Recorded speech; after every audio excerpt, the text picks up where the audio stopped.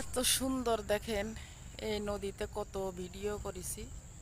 এখন দেখেন এর উপর দিয়ে ধান লাগাবে, সে ধানের পাতও দিছে। কত সুন্দর, এত সুন্দর একটা ডিজাইন। ডিজাইনটা কাউকে বলে বোঝাতে পারবো না আসলে, খুবই সুন্দর। তো একা একা তো আসলে ক্যামেরা ধরা কষ্ট, তাছাড়া সেলফি স্টিকটাও নিয়ে আসিনি। সেলফি স্টিকটা নিয়ে আসলে হয়তো আরও সুন্দর করে দেখাতে পারতাম। তো অনেক দিন পরে সকালবেলা একটু বাইরে বের হলাম।